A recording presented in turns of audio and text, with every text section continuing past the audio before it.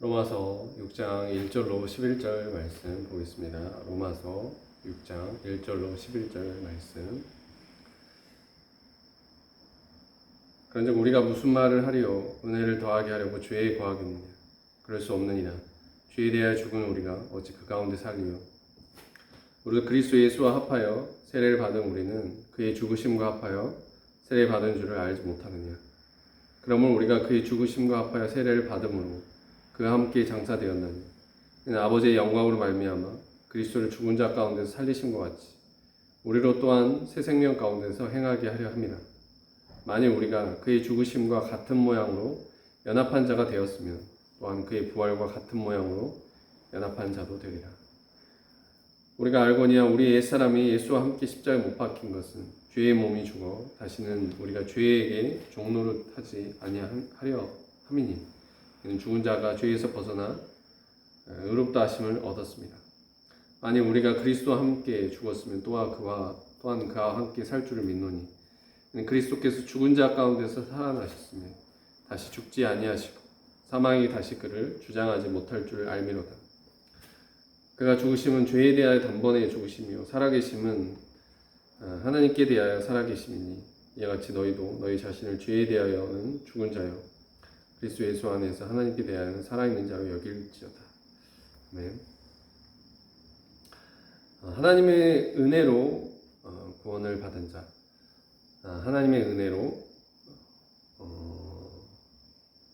믿음으로 구원을 받고 그 은혜를 아는 우리가 이제는 어떻게 살아야 합니까? 이 물음에 대한 바울의 답변이 로마서 6장부터 8장까지 잘 나와 있습니다. 바울은 로마서 6장부터 8장까지 예수 그리스도를 믿음으로 의롭다 하심을 받은 곧 하나님의 전적인 은혜로 의롭다 하심을 받은 우리 그리스도인이 걸어가야 할 성화의 과정, 하나님의 거룩한 자녀의 모습을 회복하는 과정을 잘 기록하고 있습니다. 우리가 예수 그리스도의 은혜로 그 은혜를 받아들이는 믿음으로 값없이 단번에 의롭다 하심을 받게 되었습니다. 우리가 은혜로 하나님의 자녀가 된 것입니다. 죄인에서 의인이 되었습니다. 하나님의 넘치는 은혜와 축복 가운데 하나님의 영광을 바라고 즐거워할 수 있는 자가 된 것입니다. 그런데 우리의 모습, 우리의 실존은 어떻습니까? 여전히 이전날에 구습을 벗어버리지 못하고 반복되는 죄로 인해서 신음하는 비극적인 모습이 있습니다. 죄악의 세상 가운데 죄된 습관이 몸에 오랫동안 지독하게 배어 있어서 거기서 헤어나오기 힘든 것입니다. 그래서 6장부터 8장이 우리 그리스도인에게 큰 위로가 되고 너무나 필요한 메시지입니다. 6장부터 8장까지 이르러 바울이 말합니다.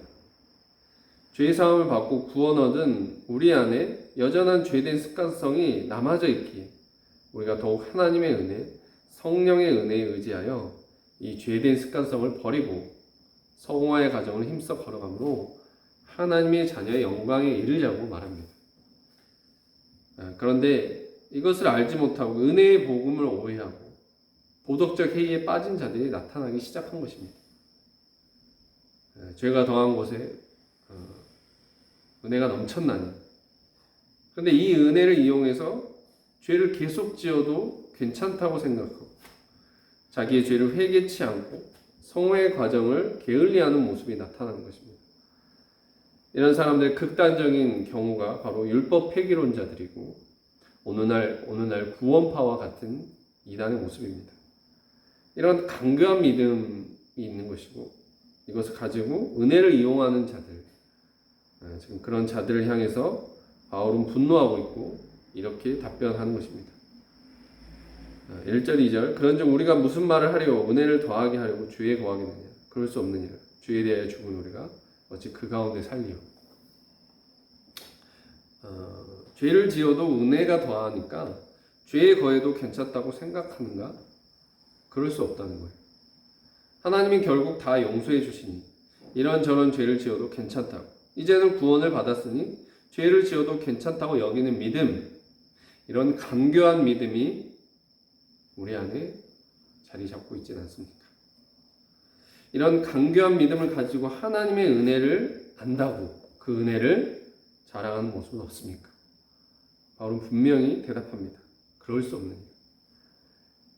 은혜로 구원받은 우리가 죄에 대하여 죽은 것이기에 다시 죄 가운데 살 수 없다고 말합니다.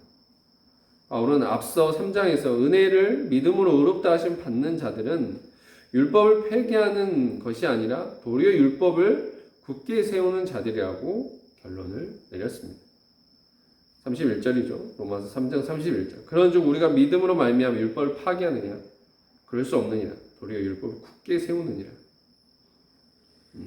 모든 죄를 사하는 그리스도의 은혜를 믿음으로 의롭다함을 받은 우리가 더욱 믿음으로 율법을, 하나님 말씀을 따라 살아야 한다는 거예요. 여러분, 은혜를 알면 알수록 하나님 말씀을 더 잘 지켜야 합니다. 우리가 드리는 예배와 신앙적인 규례를 잘 지켜야 합니다. 은혜를 알면 알수록 신앙적인 책임뿐만 아니라 인간적인 책임도 소홀히 하지 않고 잘 지켜야 합니다. 은혜를 알면 알수록 죄를 짓지 않아야 합니다. 요한복음 8장에서 간음하다가 현장에서 붙잡힌 여인이 나옵니다. 예수님을 시험하는 자들이 이 여인을 붙잡고 예수님께 나아가 묻습니다.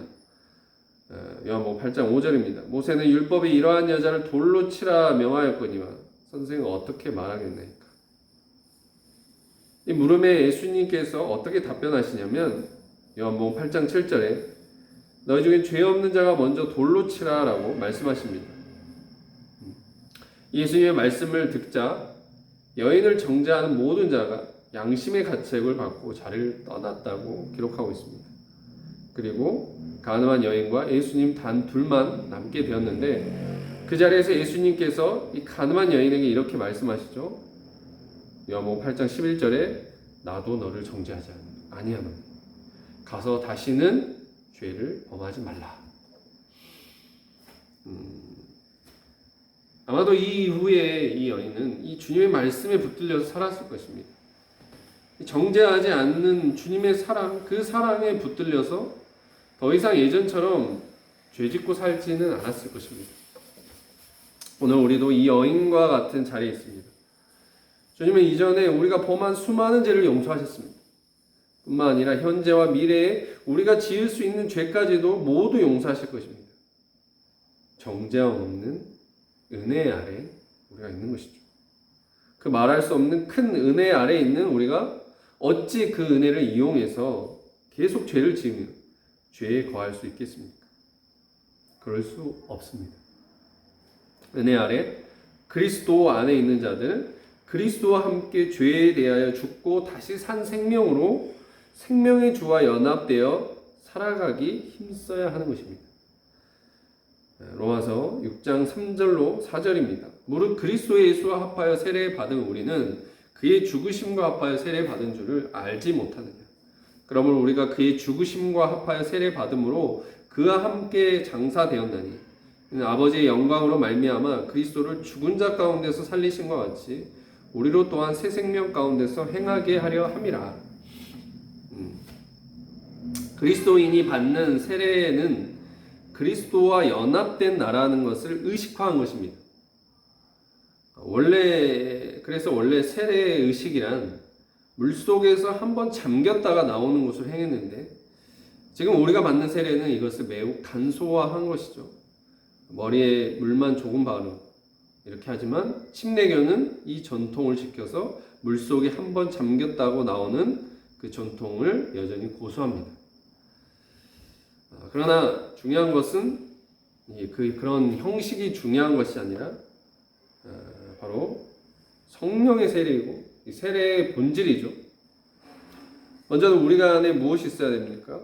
거듭남에 대한 성령의 세례가 있어야 됩니다. 그리고 그 세례를 받더라도 그냥 받고 끝나면 안 되고 그리스도와 함께 연합되어 죽고 다시 산 나라는 이런 믿음을 분명히 하고 그 믿음을 가지고 사는 신앙생활을 해야 하는 것입니다. 그랬을 때 이 세례는 의미가 있는 것입니다. 거듭남이 있고 정말 세례를 자랑하는 우리 안에는 이 죄에 대하여 죽고 다시 산 나, 거듭난 나, 이전과는 다른 나로 살고 있다는 이 믿음을 분명히 가지고 살아야 하는 것입니다. 바로 이 믿음을 분명히 가지고 살았고 또 이것을 증거한 것이죠. 바로 갈라디아서 2장 20절 말씀에 이렇게 고백합니다.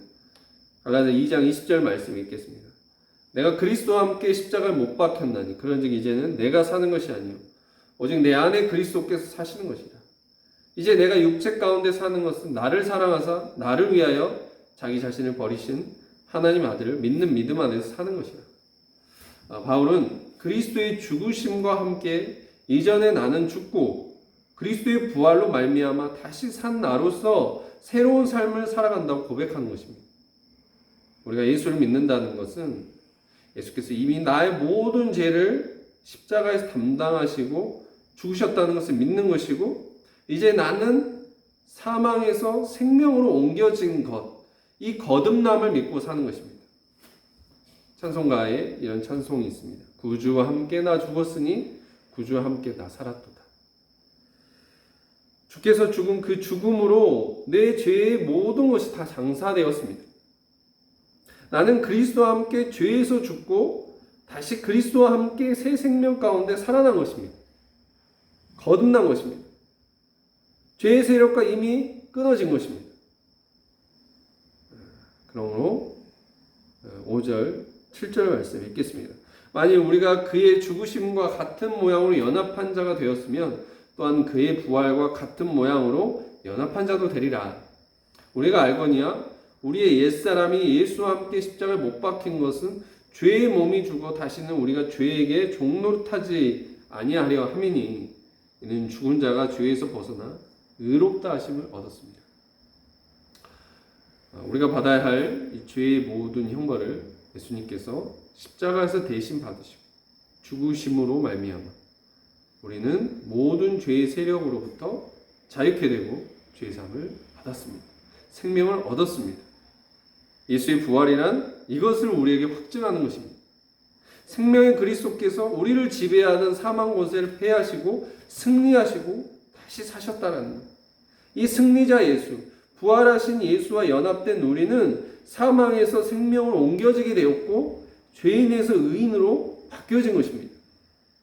5절 본문의 말씀과 같이 우리가 그의 죽으심과 같은 모양으로 연합하여 죄에서 죽은 것 같이 그의 부활과 같은 모양으로 연합한 자가 되어 새 생명을 얻게 된 것입니다.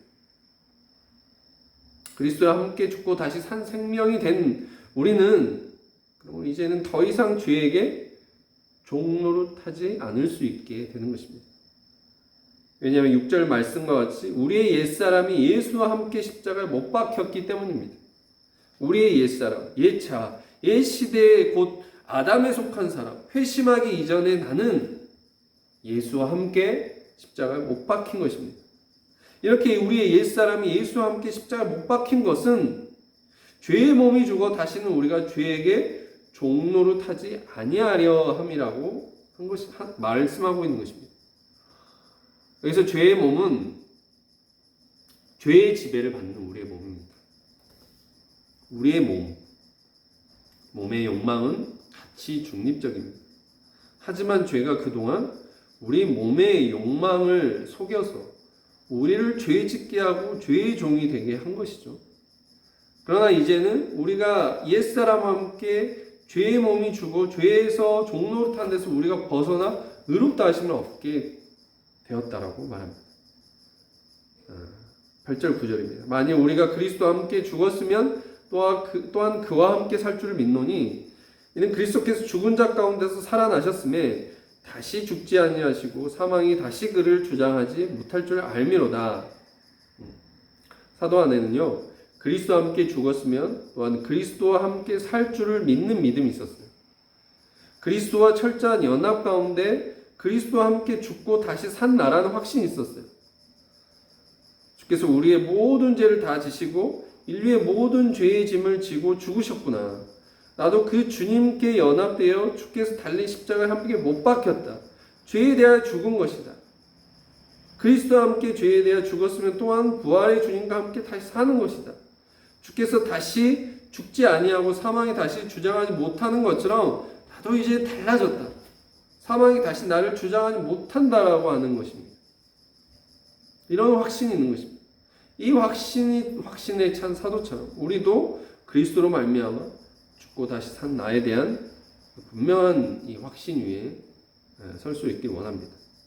10절, 11절 읽겠습니다. 그가 죽으심은 죄에 대하여 단번에 죽으심이요 그가 살아계심은 하나님께 대하여 살아계심이니 이와 같이 너희도 너희 자신을 죄에 대하여는 죽은 자요 그리스도 예수 안에서 하나님께 대하여는 살아있는 자로 여길지어다. 우리 안에 그리스도로 말미암아 이미 죄의 세력부터 자유함을 받은 나에 대한 확신이 있어야 됩니다. 그런 확신이 있는 자 안에 당당함이 있는 것이죠. 뿌리 깊은 나무는 바람에 흔들리지 않는다고 했어요. 넘어지지 않는 뿌리가 있는 거예요. 우리에게 이 뿌리는 그리스도와 연합된 자라는 믿음입니다.